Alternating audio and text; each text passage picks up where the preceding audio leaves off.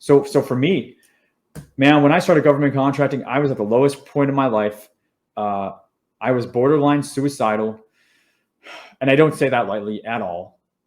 But I was getting to a point where I could not see myself getting out of mentally. Okay. So I was at the by far lowest point of my life when I started government contracting. I was at the lowest price, lowest point. I'm just checking the chat here, making sure we're still good. See, at the time I was the kid. Then I became the teenager that wanted to do everything right. Okay, I was the good little boy. I was the good son. I was trying to be the good student, which is why I'm such a pain in the ass now. I'm the opposite of that because that didn't really go too well for me. Okay, I tried to do everything good. I tried to do everything that I was told. Never get in trouble. Never question anything. That brought me into a lot of pain. I went to school, got a bachelor's in finance. Graduated with my bachelor's in 2009. A bad time for the economy and for being a person to enter the job market, if you remember what 2009 was like. The housing bubble, massive layoffs, just like the domino effect, right? So what did I do? I said, okay, well, let's stay in for another 2 years. Go to grad school, get a master's degree, get an MBA in international business. I've always been passionate about business myself. I always knew I've been called towards business. Never knew why, just always was. And okay, well, let's stick it out. In that meantime, I didn't qualify for scholarships or anything like that. Didn't get any sort of assistance because my parents earned. We were middle class. So being middle class means you earn too much money, right, to get any sort of assistance. And it's fine. But I worked the whole time that I went through college, paid what I could, but I still ended up having $60,000 in debts and student loans and debts. And I was like 24 when I had the one piece of paper with the degree. But then I had the other piece of paper with the bill. Kind of didn't seem worth it to me. But as soon as I graduated, I moved to Chicago. I was living in Southeast Michigan. Okay, shout out Southeast Michigan at the time. Got a job at John Hancock Retirement Plans, right? Because I was passionate about business, finance, all that sort of stuff. Went and lived in Downers Grove, Illinois for 4 or 5 months to get my financial certifications, my different series certifications. And then they closed. They closed the branch because of the economy. And so I had to move back home. And it was a month or two before Christmas. They gave me a signing bonus of a couple grand, which I spent to move. They took that back, which was total BS. Not a good start when you do all this buildup. You try to do everything right, and you have this amounting debt. Not a good start. That's all right. I'm resourceful. Professor I had helped me through undergrad and grad school. Helped give me a job as a manager of a jewelry store. Never thought I would go on to manage a jewelry store, and didn't really stay that long. Took about 6 weeks. Found out that the accountant, I kind of had two bosses, so I had to serve two masters. I had my boss, and then there was the accountant, the comptroller. So the boss would tell me to do one thing, and then the accountant would pull me aside and say, really what he means is this, do this. So she was totally undermining him. So after 6 weeks, I blew up on her, said you're total BS, let him run his company, went and told him what she was doing. He's like, thanks for letting me know, but we obviously can't keep you anymore. So found myself out of that job, for the start of the new year. So things were not going great. Not going great at all. Getting super stressed by now. I'm 0-2 for jobs with these student loans that I'm now deferring. And living at my parents' house, driving a broken down 99 Pontiac Sunfire that had been in 2 accidents. Trunk wouldn't open. It was dented closed. Gas cap rusted off, you name it, right? And I was the guy who was going to do everything right. Okay. I did all the things that I was supposed to. But what life was showing me was anything but that. And it increasingly became painful. So I said, okay, well, that didn't work. What am I going to do next? And I was stressful. And I try to like, have these conversations with God and talk to God. And sometimes they hear it and sometimes they don't. And at this time, I wasn't hearing it. And I remember I was laying on the floor. I literally cried myself to sleep in my parents' living room on one particular day. And you guys know that feeling when you're like asleep, you're dreaming, and you just feel that feeling of falling, and it's like this increasing feeling of momentum. And then right before you hit the ground, like they say, like you die or whatever if you don't wake up. Like I woke up. So I had that experience, literally cried myself to sleep because I was so stressed, didn't know what I was doing. I felt like a total failure in my life. I had this moment, falling, woke up, and you wouldn't believe the message that I had in my head. And this was what I'm about to tell you. I never had this thought before. The thought never entered my brain. So I ended up concluding that it wasn't my thought. I ended up concluding that this thing was put into my head for me. Okay. And I don't know if any of you can relate to that, or, you feel like you received a message from God, but I'm just going to say that I feel that I have. And I've had signs throughout my life that looking back, I listened to them. I always listen to them. They always stick out to me. They're like, hey, Derek, like, focus, do this. This is the thing, right? And sometimes, you want these things to happen when you're having rough times, but you can't make it happen. So you just go through these long times of like trying to like get a message, get a sign, whatever, like we get it. So I had this. And then the message that I had when I woke up from that falling moment and dream was go talk to your old boss at Little Caesars about opening a pizza restaurant. And I was like, are you kidding me? Like, are you freaking kidding me? This is not, I never thought of it. Never once thought about ever doing this. I took it as a message from God. So the next day, because it was like later on, the next day, I hadn't been to this, I worked at Little Caesars, nobody probably knows this, but throughout high school, I worked at Little Caesars and then like my first year of college. So like 5 years, slicing pizza. If anybody doesn't know, my favorite food is pizza. I freaking love pizza to this day. I could eat pizza every single day. And I worked there so long, I actually loved Little Caesars. So I love Little Caesars pizza. I know I'll probably get some hate for that, but I just love it. Like I shamelessly love it. But I hadn't been back there in years. Think about it. I stopped working there my first year in college, went through undergrad, went through grad school, bounced around doing these things. Then I have this dream. It's like, go talk to Kevin, your old boss. Like, I didn't even know if he owned it. I didn't know if he still worked there. I didn't know if he was going to be there on the day. So the next day I got in my car and said, all right, God, well, I'm going to go and do this. So I went, and who was at the front register? It was Kevin. I was like, wow. So the message, remember, that I got was go talk to your old boss about opening a pizza restaurant. So I said, hey, Kevin, like, what's going on? Hey, just wanted to ask you something, let me buy some Italian cheese bread. Just wanted to ask you something though. If somebody, not me, but if somebody wanted to like open a pizza place around here, what would you tell them? And so he was very clear what he told me. It was almost like he had this answer that he was just waiting to give. What he told me was, well, Derek, here's what I would do. If this was something that I really wanted to do, I would just commit to doing it. No, I wouldn't over research it. I wouldn't spend too much time on it, because if it's going to be one of those things that just like constantly bugs you, constantly eats away at you year after year, like maybe some of you feel that way about government contracting, right? He's like, just do it, and not just do it because you're going to be successful and you're going to make a bunch of money, you're going to own a franchise or whatever it is you're going to do. But just do it, because if it's going to work and if it's going to be the thing for you, you're going to be doing that so much sooner. And who wouldn't want that? And then if it doesn't work, then you so much more quickly discover that it's not the thing, and then you can move on from it. And I never forgot that piece of advice. I think it pertains to so many things. So that's what he told me. And I'm like, man, you're just going to drop that on me? But literally, I only got that answer because I had that calling to go and like ask him. And that's what he said. So what did my crazy ass do? I don't think I've ever told anybody on the channel this.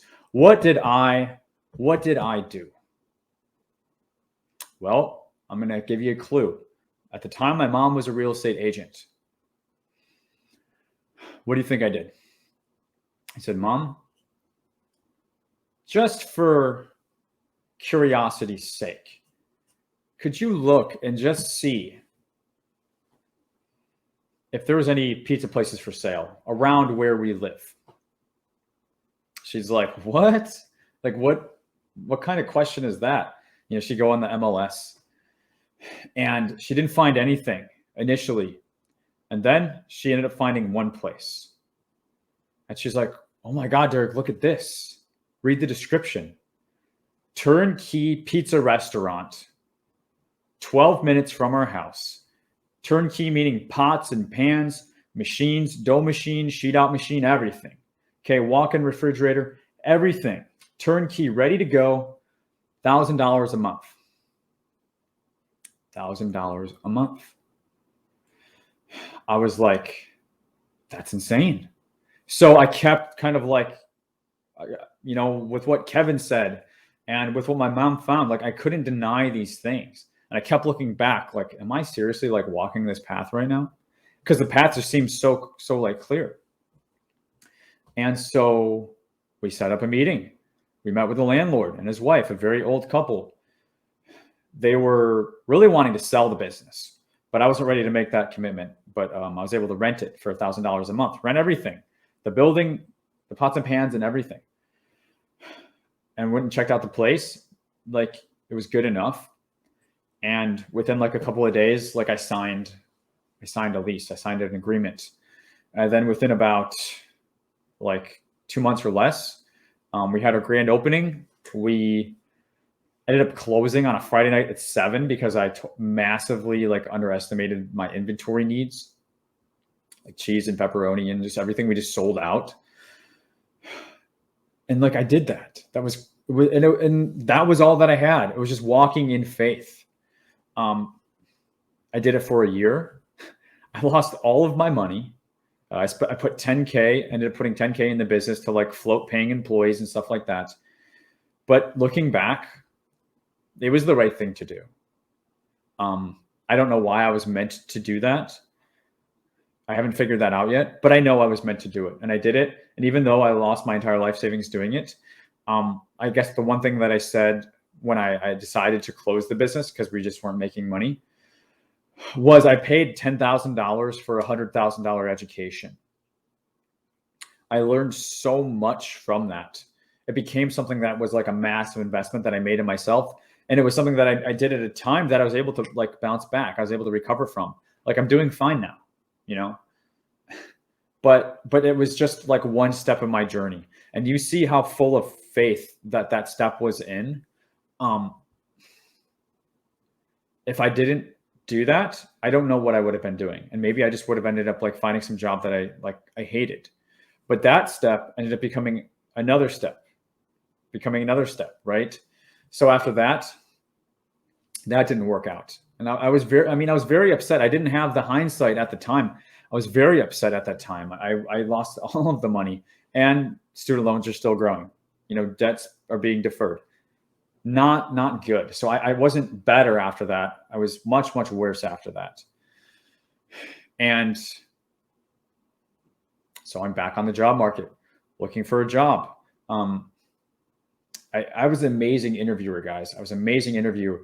I got every job I ever interviewed for. Kind of very polished speaker, had the right piece of paper, always worked out. But when I was interviewing during this time of hardship, or just life was not going the way I wanted it to, I couldn't get a job to save my life. I don't know why. I would go on like 2 and 3 interviews. I'd be like, okay, I'm going to get this job. I tell my parents went great. They want me to do another interview. Then I end up not getting the job. Like doors were just closed. And I felt jaded. I felt like it was unfair. I felt like I was being tortured. Because I was trying. I was doing all the things that I was supposed to do. So what ended up happening, I ended up hearing about through my my college like portal that we still had access to, like a job portal. I found out about this said government proposal writer and BD person. I'm like, okay, I can do sales. I learned sales training from John Hancock. And I'm an entrepreneurial person. I like people, so I can do this. So I went to that, the government contracting small business. I went there and it seemed so backwards to me.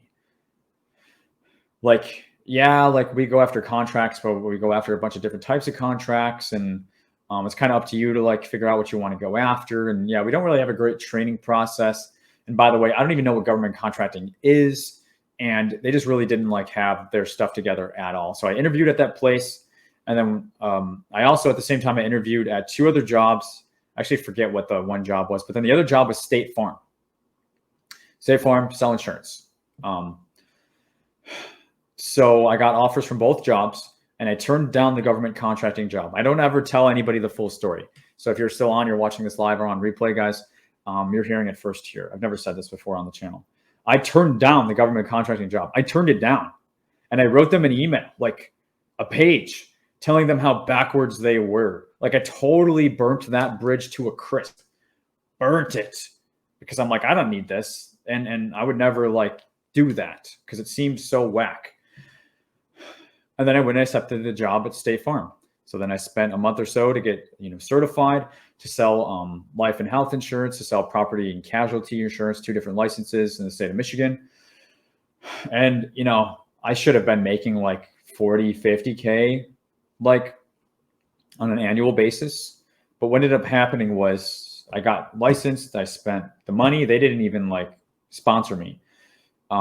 Literally, the guy, Bernie was his name. He put me in a room by myself while the whole rest of the team was kind of like all together. And so I immediately felt like isolated, and I didn't get it. I didn't know why he put me in a room by myself all the way down the hall. It was just like what the heck, man? Like, I try not to swear on the channel, but I was just like, WTF? Like, what? I don't get it. And he would like check on me twice a day. Hey, I sent you some leads, call on them. So the thing was, like, the way we were pricing State Farm products at the time, we were the highest on the market.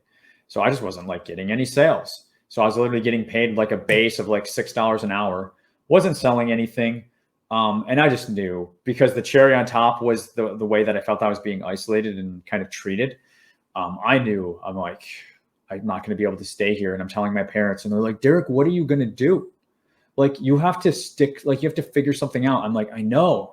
Like, I'm 25, I'm 26. Like, what am I doing with my life? I feel like a complete failure. What's the point of having this MBA? And, I tried to do a business and it failed. And like then the thoughts started getting like really bad. Right. And then one week while I was still doing this life insurance job, I only lasted there for a few months. Parents were visiting my brother. He was stationed in California. Was just by myself at the house, and I was very, very stressed. I have this weird relationship with food. Like, I'm a very emotional eater. Probably why I love pizza so much, right? So it's a comfort food for me. I love it. But I had just like eaten like so much food that night, and like sweet stuff. Like, I was crushed like 3 bowls of cereal, multiple bowls of ice cream, and then switch over to the salty stuff. Like, I don't remember what it was. And this probably had something to do with it. But that night I woke up around like 1 or 2 a.m. Just kind of like woke up out of a sweat. Heart was racing, like racing. At the time I was really into like, interesting enough, like really into working out. So I would use like a heart rate monitor. So I kind of like knew like what a good, like what a heart rate was if I'm doing like high intensive interval training or something like that, where I'm sprinting or I'm doing really hard levels of workload. And I swear, like my heart rate was like 160 or 170. Just waking up like from a sleep, like not good. And the other thing I noticed was like my face, like it felt like I couldn't feel my face, and I felt like I couldn't talk properly. I felt like my lips I felt weird, but just on the one side of my face. And then like my leg, like I'm like digging my nails into my leg, and I can't really like, it's hard even telling this story. Couldn't like feel it. And it was the right side of my body. And I was just like, oh my God, like I think I'm having a stroke, or I'm having something, because these are like signs of a stroke. So it would have been like this side of my face and this leg. And I was scared to death, man. Parents were gone, home alone, middle of the night. So I got up, and as soon as I got up, everything went whoosh. Have you ever actually experienced tunnel vision yourself? You had the whoosh effect, where literally like it's like a fisheye lens, like it's cut off. It's kind of like dark and frayed around the edges. I was like, holy crap, like this is no joke. So I called the ambulance right away, and I just kind of like sat on the ground, and I was shaking, and I was trying to like just be coherent. And get an ambulance. I don't remember the ambulance ride at all. I remember when I got to the hospital though. I had just turned 26. My birthday's in July. It was like a week after July. It was like July 13th or something. Just my luck, right? Perfect timing. Turn 26. What happens when you turn 26? You get kicked off your parents' health insurance. You don't have COBRA anymore, or if you're going to stay on the COBRA, it's like $600 a month, which I did not have that kind of money. So there was this little lapse. And that was like all that I was focused on. And it was so sad. It's so sad that that's all that I cared about at that time, more than my health or like calling my parents or anything. All I could remember saying is, I don't have health insurance. Like, only do the minimum amount of tests that you can, because I can't afford any more bills, man. I've got this list of growing debts. Just don't do like the MRI, like don't do the stuff that's going to be big money, right? And it's so sad that that's all that I was focused on. Spent the night at the hospital. My buddy ended up coming and pick me up at like, I don't know, 7 or 8 a.m. Like, I don't even remember how I got home. I just know that he came and got me. And then for the next 2 or 3 weeks, like I couldn't focus my eyes. I couldn't focus anything, which was a totally different symptom than what I had experienced. Like the numbness went away, like that was all gone. But then I was extremely anxious. I had an extreme amount of anxiety. And so I was never able to be diagnosed with anything other than burnout, extreme stress, and anxiety. And I do believe, because anxiety runs in my family, so I do believe that's what it was. And even to this day, I have to watch it. You know, that's why we're weaving in mental health into this. Like that was like scariest night of my life. And I was like, well, I can't do this. So I immediately quit State Farm, told them like, hey, I had a health scare. Like, don't worry about it. Like, I'm fine, but I'm not fine. But I can't keep working for you. They were super like concerned, and they just wanted to make sure I was okay. They didn't understand like why I was quitting, but I just knew like that was not working out. Again, had no idea what I was going to do. So here's a big slice of humble pie for you guys. I did the only thing that I could do.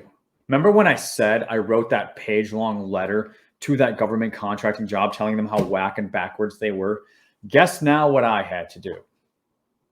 I needed a job. I said, his name is Roy. He ended up being my mentor. I emailed Roy back to that same, reply all or forward or whatever. I responded to that email initially that I sent. Said I was wrong. I would like an opportunity for a second chance.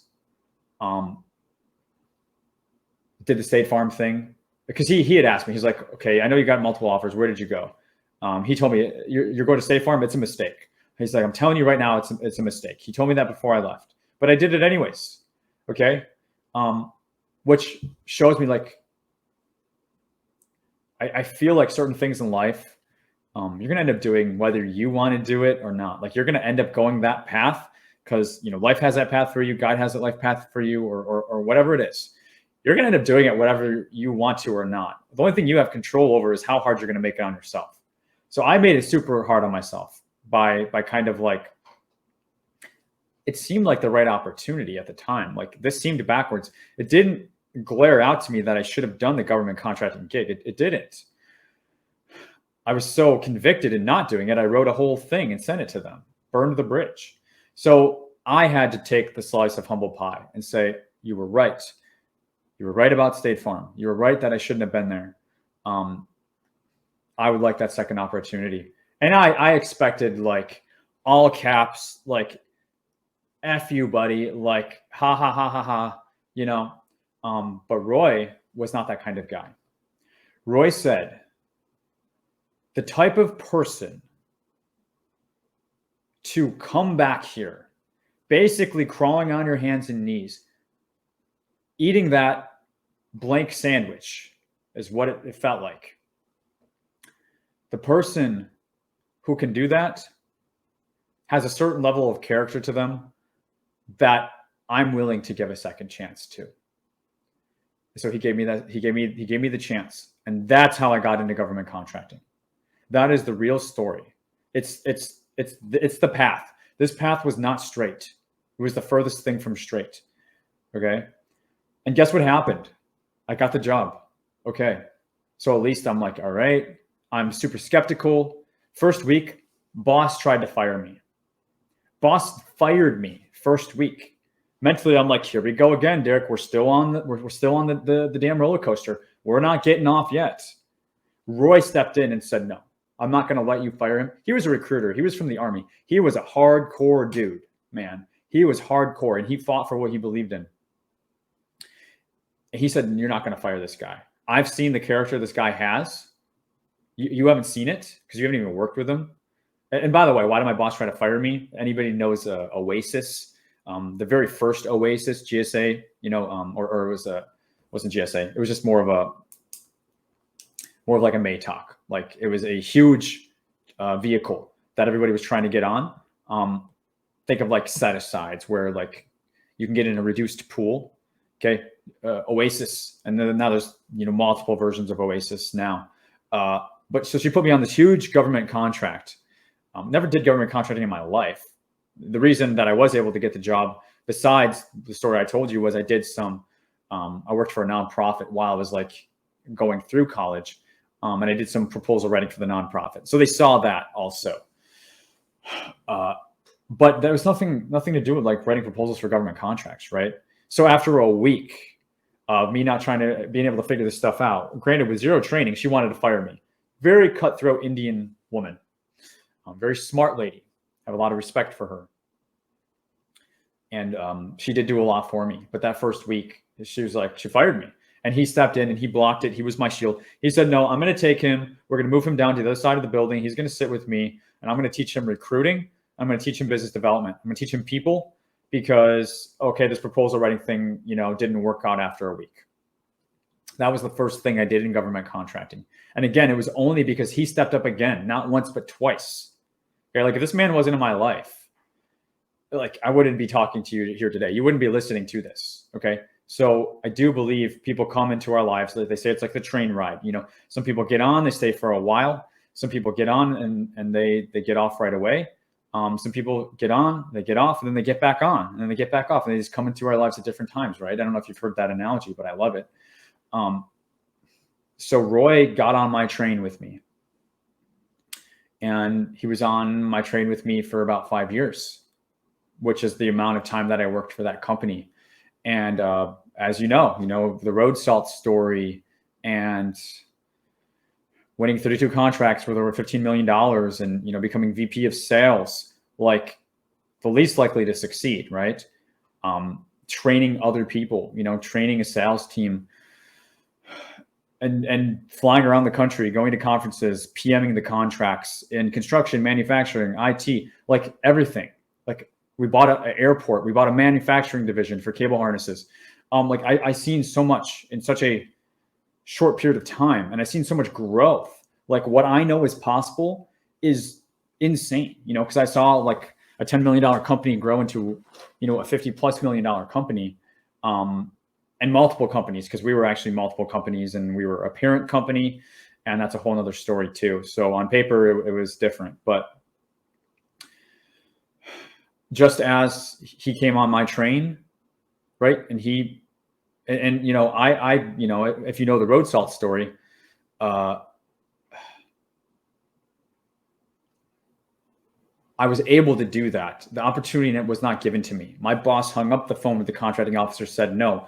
I was the one who had to step forward and say, that's an opportunity. If I can find the road salt, will you take this? And she laughed and she said, yes. So then I spent the next 2 weeks doing nothing else, right? Calling companies, landscaping, grounds companies. And then when I found like, okay, they don't have the salt because the barges froze for Michigan. But then I found a few that did, but they're like, we don't have trucks. Okay. Our trucks are already occupied to our existing seasonal customers, Derek. We can't take on any more customers. So you got to find your own truck. So then I'm calling trucking companies, right? And I do this for 2 weeks. Then I find this company in Ohio that says, we've got the salt, we've got the truck. This is the last of it. We need a commitment today if you're going to do this. So I called my boss, like, hey, I found it. Can you believe, like, I found it? So she's like, look, really? Let me talk to the sub. And the salt, the National Guard, that had to have like this blue and yellow anti-caking dye agent. Like, it had to be so specific per the specs and the statement of work. Yep, that's exactly what we have. We need a commitment today. So we committed to it. My boss called the contracting officer, said, hey, you know what? We have the road salt. And it ended up being a sole source. Why was it a sole source? Because nobody could find it. So the government was able to justify issuing that sole source. And, it being a lot of people talk, like, hey, Derek, how are you able to pass it through? Well, it was a sole source. It was also beneath the simplified acquisition threshold. At the time was 150K, where you can work with whoever you want. Not to mention it was a commodity buy. So there's still a number of reasons why it was a-okay to do that. And that was the first contract I won, because guys, now that you know my story, okay, it's been an hour. We've probably been talking about my story for 20, 30 minutes. Everything I went through, I put into that freaking road salt. All that, the pizza place and freaking State Farm and going to the hospital and the student loan debt and just being like so sick and tired of being sick and tired. When I got my one opportunity, I freaking took it. And I took it like a Rottweiler, and I did not let it go. It was that type of tenacity that I had and I kept throughout for years, which is why I grew with the company. I had no training. I had to figure this stuff out. We had no training process, no training handbook. Most of the people I worked with started at the same time that I worked with. So we all were like looking at each other like, I don't know, like, let's figure it out, right? So I made so many mistakes. I had so many lessons learned. And so I try to bring that to you guys because I went through the gauntlet. I went through the fire. I was tempered by the hottest flames because I had to be. I had to be. It was either that or death for me. I literally, like, there was no other choice. It was literally between a rock and a hard place, and I had to push that boulder off of me, and I did it. And I paid off all my student loans. I saved more money than I ever thought I would. I made multiple people wealthy individuals. I made them rich because I made them millions of dollars in profit after tax because of our margins and the contracts that I brought in. I'm not talking about contracts that I worked on, okay? I'm talking about contracts that I brought into the door, because beyond that, there's so much more that I've worked on that were not in my book of business that I don't ever take credit for. But 32 contracts, $15 million, you run the numbers, it's a few million in profit, okay? And that's what I brought to them. And I got scraps, okay? But scraps for me at the time was way more than what I ever had and ever made. And all of that became possible. And then, 3 years in, Roy gets cancer. And then I get the, I don't know what you call it, a privilege, an opportunity to see somebody spend their last 2 years of their life, and spend a lot of that with them.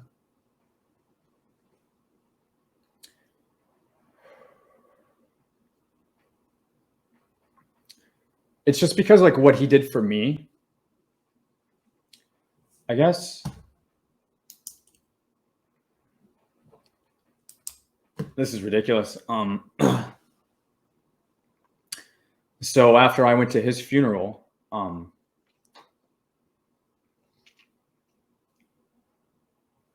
I wasn't there much longer either, because, he got on my train, and I kind of left with him too. And that was so hard, because I actually wanted to leave for about 18 months before I actually left. What happened was the company grew. We won a lot of contracts, and I became my boss's right-hand man.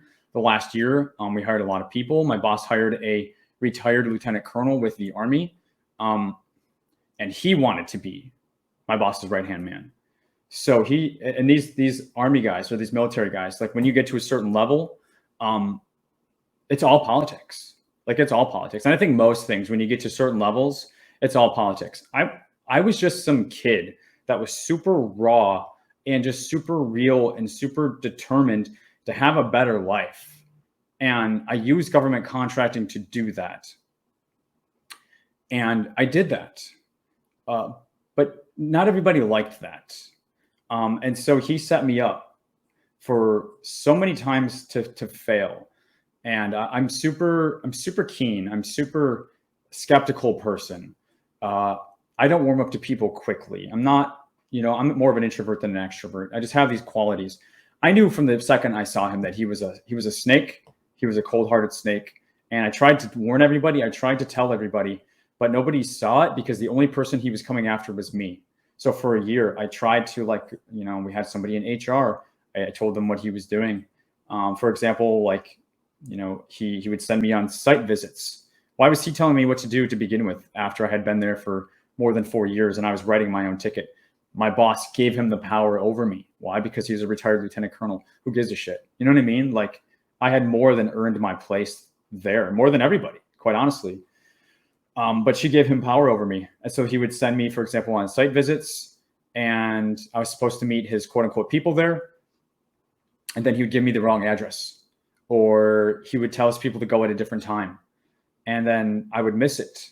And then it would come back to him, and then he would go and tell my boss. And then my boss would come down to me, Derek, we never, ever had these type of problems with you. What's going on? I'm like, I'm not having a problem. And he would never put anything in writing. So he would just say it to me. Then I would get some stuff and I would show it to HR, and then they would always take his side. So God was making it very clear to me, okay, Derek, you got to go, man. You've done something amazing here, but it's time for you to go. And if you stay, I'm going to keep making it harder and harder and harder for you. And that's exactly what happened. It got harder and harder and harder and harder. And I didn't know what to do. So I kept saying, God, what am I supposed to do? I'll leave. Tell me, what am I supposed to do? I will leave today. Tell me what I'm supposed to do. And I would get answers. This time when I would ask, because I was in the desert, I was in a very hard place, I would get the same answer over and over and over again. I was so sick and tired of hearing that answer. You know what that answer was? It was have faith. I'm like, quit telling me to have faith. I have faith. So what I would do, and what I thought have faith meant was, it was stick it out. It was have faith, Derek. It's going to get better. Have faith, Derek. You're going to go open a second office, because that's what we talked about. She was going to have me open my second office down here in the South. Ironically, now I live in Alabama anyways, but life is so funny, guys. She talked about opening a second office and having me do it down here, in Hopkinsville, Kentucky, or down in Tennessee or in Alabama. And then a few years ago, my parents said, we're going to move to Alabama, and I followed them. And so I'm still, you know what I'm saying? I still ended up here anyways, even though I fought it and I resisted it. And I don't believe that it was right for me to do that when my boss teed that up for me anyways. But I'm kind of getting all over the place. You guys still with me? Is this making sense? I've got a low battery thing going off over here. You guys still with me? Reese says, loving the story. Love the road salt story. Awesome, guys. Toska, you were the life of that company. I'm sure she's glad she didn't fire you. Invictus, hell of a story, brother. Smart cookie. I'm a pizza snob for sure. Cool, guys. I know I'm a little bit all over the place, trying to get back on track here. So anyways, the message I kept getting is have faith, have faith, have faith. I'm like, what does that mean? And I like I said, I took that to mean stick it out, just be stronger, stretch, grow. And so I would dig in, and I would be okay, I'm going to do this. I'm going to do this. And I'm going to I started working on building a software, a bid tracking and a proposal writing software for the company. And I started working with these guys in IT that we had working on IT contracts, right? But they're part-time, and they're geeks and nerds, in the best way possible. So they wanted to do this too. And I'm the furthest from a technology guy. So I'm like, okay, let's take the brains and the know-how and the knowledge, because I've done it. And then these masterminds who can build it. So I started building stuff, right? And then Lieutenant Colonel comes by and like kills it. We'll never use that. That's a waste of money. We should just go buy the software. So when I would hear let's have faith, I would dig into these cool projects and try to do these next level things. Then it would get killed. It would get chopped and it would get chopped, right? And you can only do that for so long. But I kept hearing have faith, so I kept doing things like that until, Roy's funeral came, and then I was like in tears. I was beyond tears one night in my 1-bedroom apartment that was 2 minutes from work. My girlfriend was over, the girl that I'm still with for 5 years, who's awesome and supports me every single day. And I appreciate and love her so much. I was talking to her, and I was it's the first time I ever told anybody like what was going on. And I said, I keep asking, and I keep being told to have faith. And I'm like, I don't know what to do. And then, so like in that moment, like I don't remember all the details, but in that moment, I was just like, what does have faith mean? Like, I've been having faith. What do you want me to do? I've been having faith. And I got the same answer, guys. I got the same exact answer that I've been had for 18 months, but it had a whole different meaning. And like I told you, when I get these signs, I move on them. Like, I listen to them. When I'm like, okay, this is the sign, I know for sure this is the sign, I move, because I trust God. Okay. And I don't go to church. I've never been to church. Okay. It's just how I've been my whole life. I just feel like I have this conversation, and I always listen to it. So I heard this time in this extreme moment where I was crying and everything. I was talking to her. I was just venting. I was just pouring it out.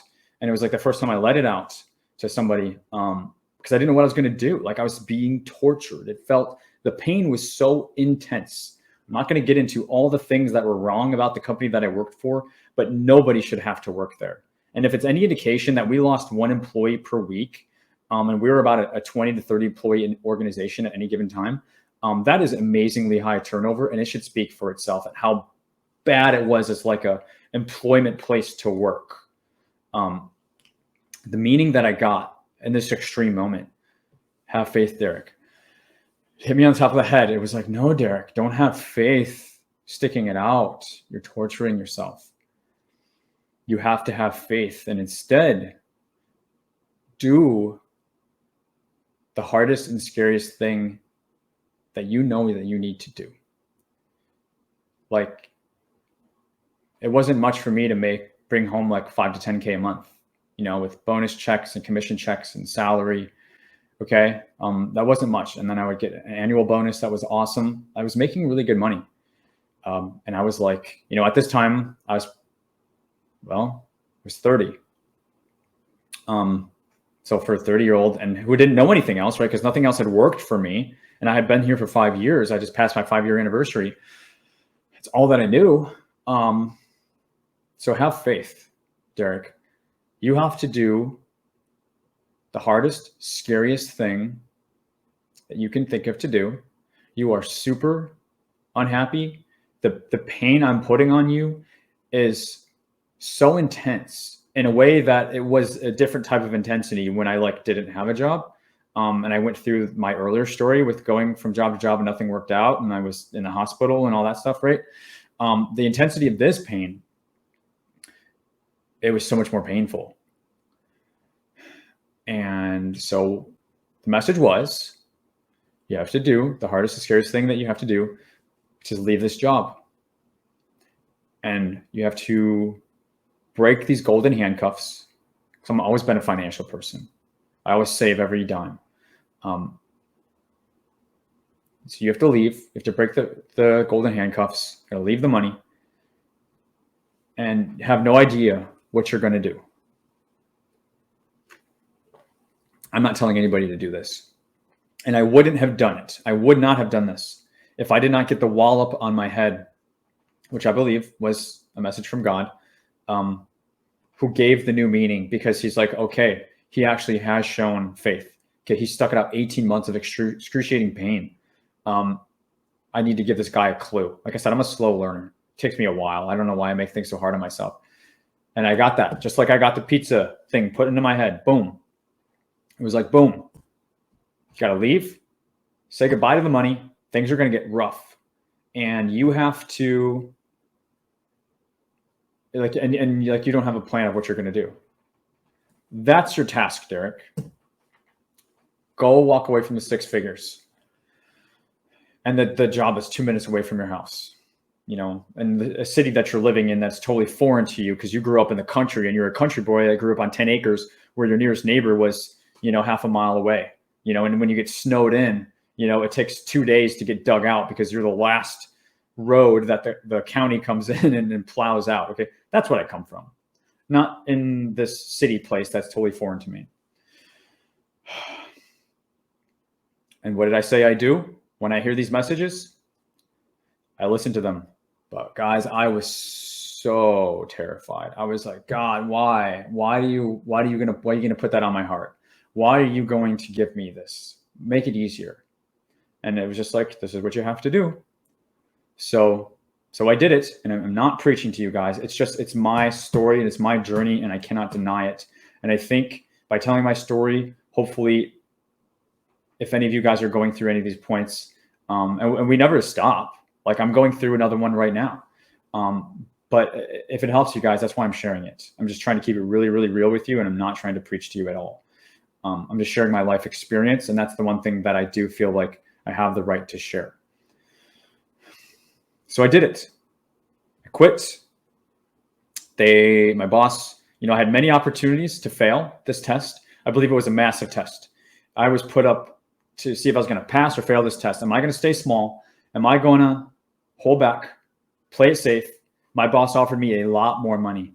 And a lot more on top of that she said, I won't even tell you all the extra stuff I'm going to do for you financially unless you say you're going to stay. If you say you're going to stay and you commit to staying, then I'll let you know what the rest of it is. It was going to be so good. It's going to be so good. So it was like this amazing thing, or like just trusting and having faith in this message that I got. Well, like I said, when I get these things, I follow them.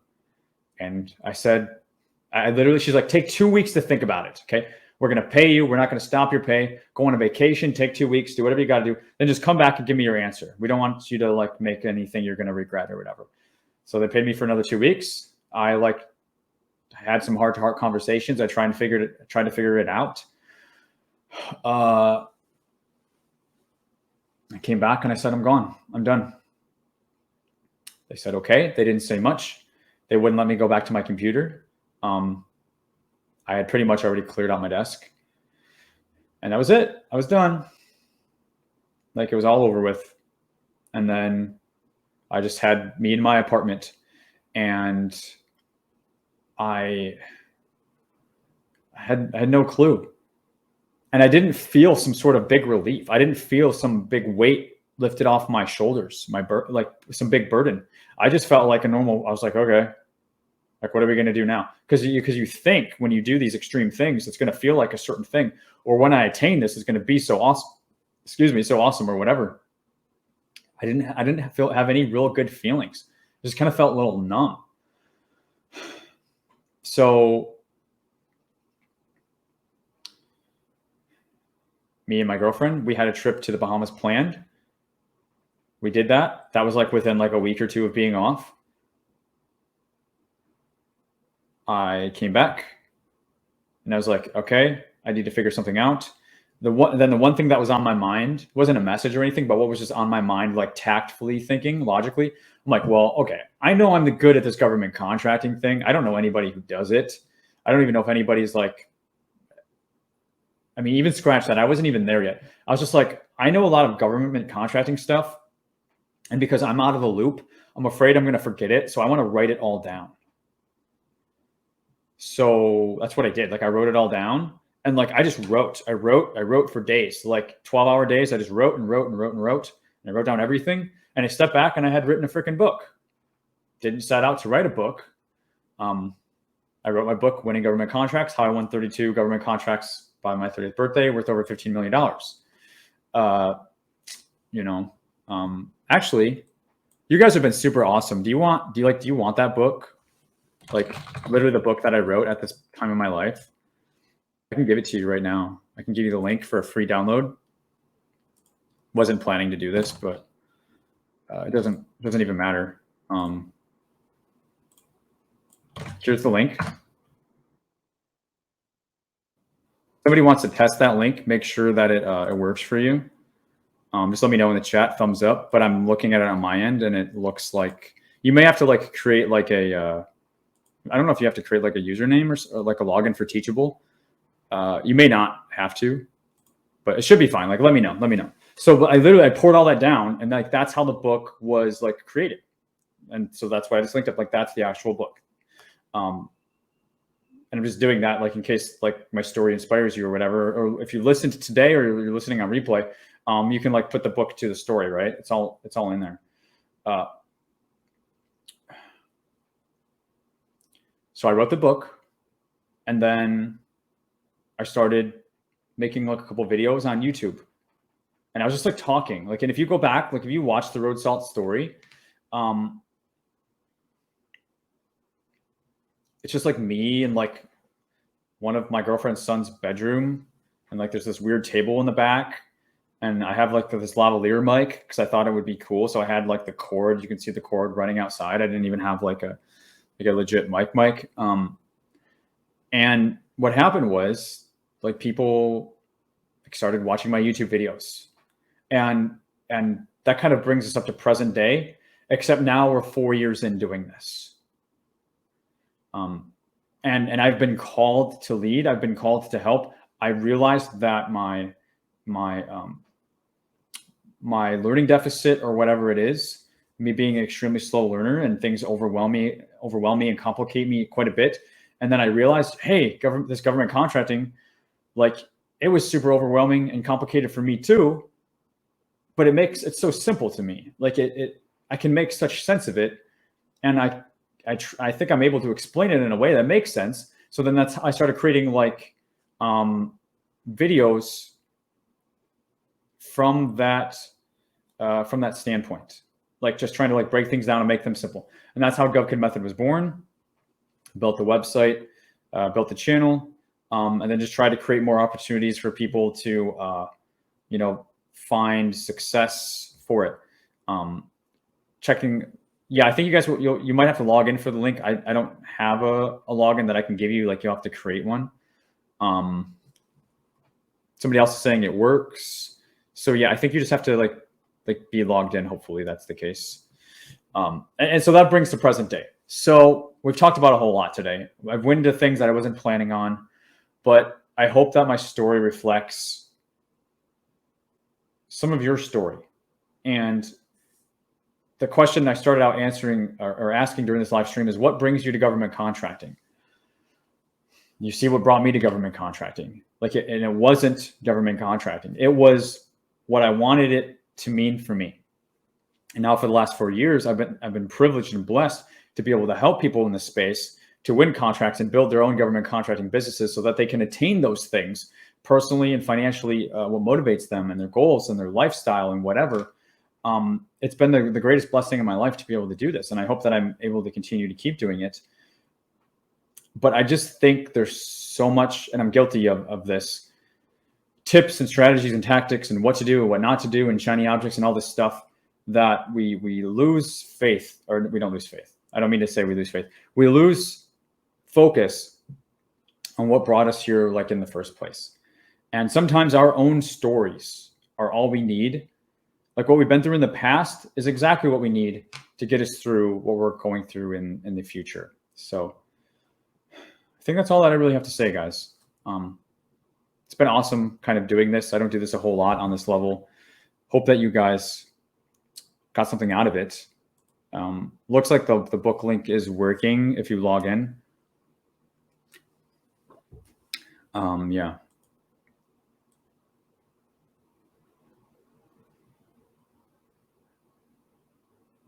Yeah. Awesome stuff in the chat, guys. I'm reading through all your messages. I'm not reading everything out loud, but I appreciate the comments and the feedback. I appreciate the recognition.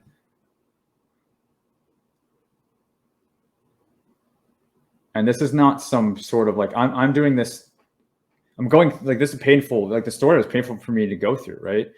You know, I was tearing up at one point in time. I'm just sharing it so that it can help, you if you're needing it. And I think the more that we can share, the more that we can help to make this world a better place.